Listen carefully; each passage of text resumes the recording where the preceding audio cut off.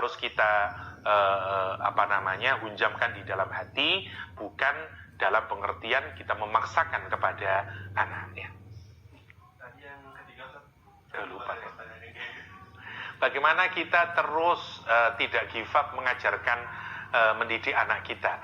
Sekali lagi bahwa tugas mendidik anak adalah kewajiban kita sebagai orang tua, dan setiap tetesan keringat, capeknya kita, tangisan kita itu ibadah. Rasulullah SAW menyatakan, kenapa misalnya kalau ada orang tua yang punya 2 orang anak perempuan dan dia bukan saja dia membesarkannya dan dia mendidiknya dengan baik. Poinnya itu sebenarnya, salah satu poin terpentingnya itu dia mendidiknya dengan baik. Bagi dia surga. Lihat, poinnya itu pada mendidik. Mendidik anak itu pahalanya surga.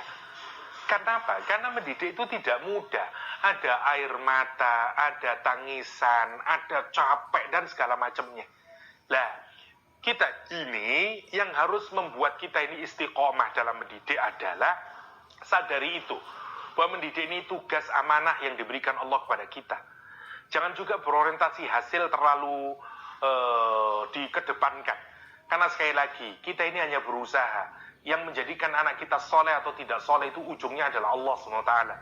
Jangan juga menyangka bahwa anak saya soleh karena pendidikan yang saya lakukan, karena sekolah di mana dia tempat. Enggak, semuanya ini Allah SWT. Kita ini hanya dituntut untuk ikhtiar, berusaha sebaik mungkin sebagai orang tua, sebaik mungkin sebagai orang yang diberikan Allah diberikan Allah amanah untuk diri kita. Makanya sadari itu sebagai bagian dari ibadah, sehingga kita tidak mengeluh, karena sesusah apapun pasti nanti ada nilai pahalanya. Kata dalam agama ini, nilai pahala itu dihitung dari kesusahan kita. Ya, jadi biqadrit ta'am, dihitung berdasarkan capeknya kita. Ya, kira-kira guyonannya begini, sholat subuh di Batu sama di Surabaya, insya Allah banyakan pahala di Batu lah, karena lebih dingin, gampangnya begitu. Jadi bagi orang yang sungguh-sungguh menyadari itu, kalaupun dia punya anak yang sangat nakal, bagi dia mungkin ini cara Allah untuk memudahkan saya untuk memasuki jannahnya. Itu poin yang pertama yang harus di-build-in di dalam kesadaran orang tua, sehingga kita ini terus saja berusaha yang terbaik untuk mendidik anak-anak kita.